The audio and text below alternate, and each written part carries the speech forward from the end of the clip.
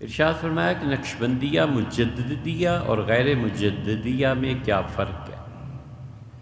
مجددیہ اور غیر مجددیہ میں بھیا فرق یہ ہے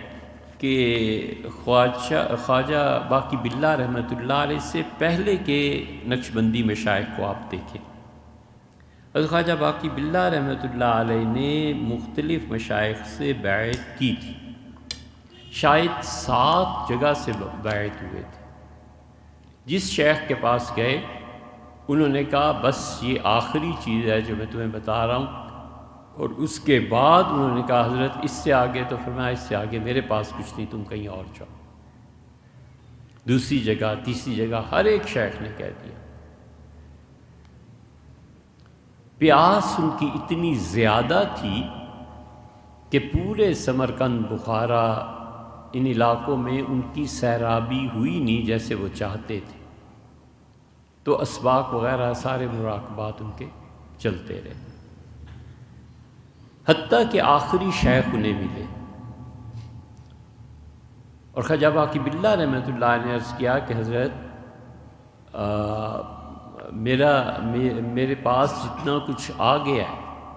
مجھے کوئی آدمی نہیں ملتا، میں آ کے کہاں منتقل کروں؟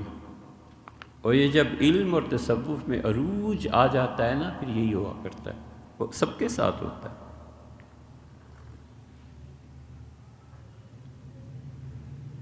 حضرت حاجی امداد اللہ صاحب مہاجر مکی رحمۃ اللہ علیہ فرماتے تھے،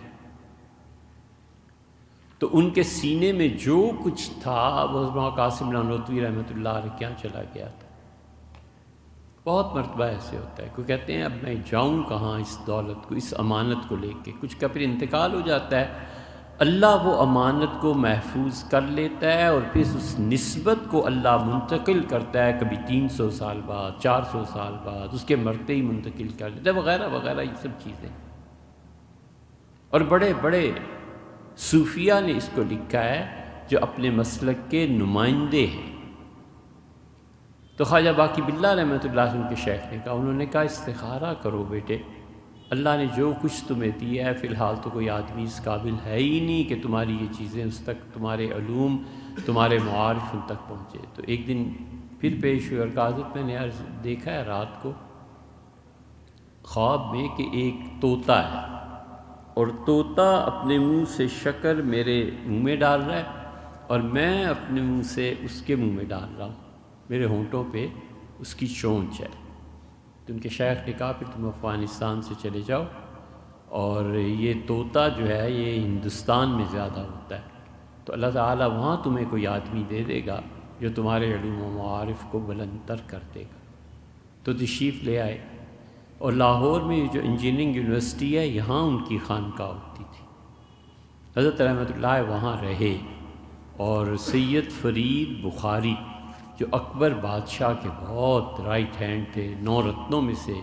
اور بڑا مقام تھا ان کا، انہوں نے خواجہ باقی باللہ رحمۃ اللہ علیہ کو خانقاہ بنوا کر دی تھی، پیش کی تھی۔ اب انہوں نے جب خلافتیں تقسیم کی ہیں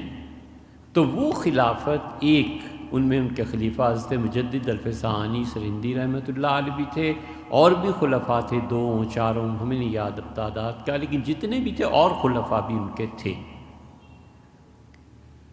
اور حضرت مجدد الفسانی رحمۃ اللہ علیہ اصل میں جا رہے تھے حج کے لیے، تو بہت مشائخ کو انہوں نے دیکھا تھا، ان کے اپنے والد سلسلہ قادریہ کے شیخ تھے، تو سلسلہ قادریہ کے اسباق حضرت مجدد رحمۃ اللہ علیہ کو انہوں نے تلقین فرمائے تھے اپنے بیٹے کو۔ تو کہتے ہیں کہ قادری تھے اور انہیں اہل بیت کرام سے بہت محبت تھی، اور مجھ سے فرماتے تھے کہ حضور اقدس صلی اللہ علیہ وسلم کی اولاد سے محبت کو حسن خاتمہ میں بڑا دخل ہے۔ جب بالکل آخری وقت قریب آیا تو میں نے کہا آپ اس سے فرماتے تھے کہ اہل بیت کرام رضی اللہ عنہ کی محبت سے خاتمہ بالخیر ہوتا ہے، آپ کیا محسوس کرتے ہیں ان کی محبت کے بارے میں؟ تو صرف ایک بات بار بار دہراتے رہے، فرماتے رہے سرشاریم سرشاریم، سر سے پاؤں تک ڈوبا ہوا ہوں حضور صلی اللہ علیہ وسلم کی اولاد کی محبت۔ حضرت مجدد رحمۃ اللہ علیہ کو تلاش تھی اور بڑے بڑے مشائخ کو انہوں نے دیکھا تھا، جی نہیں لگا۔ حج کے لیے جب دلی کے راستے سے سفر اختیار کیا تو دلی میں ایک دوست تھے، انہوں نے کہا کہ آپ جا رہے ہیں اور بجائے جانے کے یہاں ایک درویش آئے ہوئے، ذرا ان سے بھی ملیے۔ وہاں حاضری ہوئی تو خواجہ باقی باللہ رحمۃ اللہ علیہ کو پہلی نظر میں ہی وہ پہچان گئے کہ یہ ہیں جو مجھے میرے رہنما بن سکتے ہیں، اور حضرت نے بھی پہلی نظر میں ہی پہچان لیا کہ یہ وہ ہے جس کے متعلق مجھے دکھایا گیا تھا۔ حتیٰ کہ ایک خط میں لکھا کسی کو کہ اب وہ آیا ہے احمد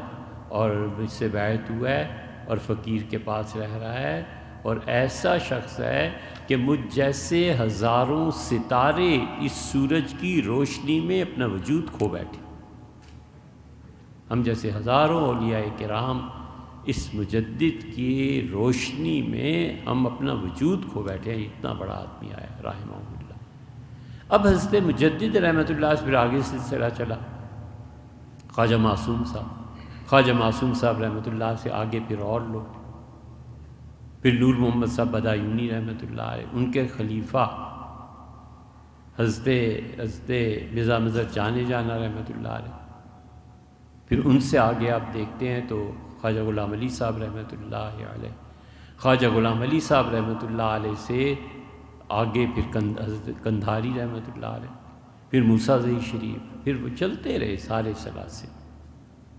حتیٰ کہ سید شاہ ولی اللہ، پھر ان کے بیٹے شاہ عبد العزیز، شاہ عبد القادر سے سید احمد شہید کے سلسلے میں مولانا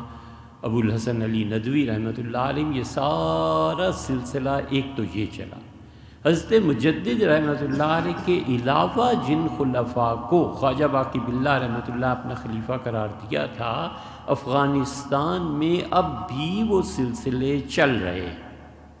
مجددی سلسلے نے بہت فروغ پایا، مجددی سلسلہ غالب آ گیا، اس لیے انہیں نقشبندی مجددی کہا گیا، وگرنہ دیگر سلاسل ابھی بھی موجود ہیں لیکن وہ مجددی نہیں ہیں، کیونکہ وہ ڈائریکٹ حضرت خواجہ باقی باللہ رحمۃ اللہ سے جا کر مل جاتے ہیں۔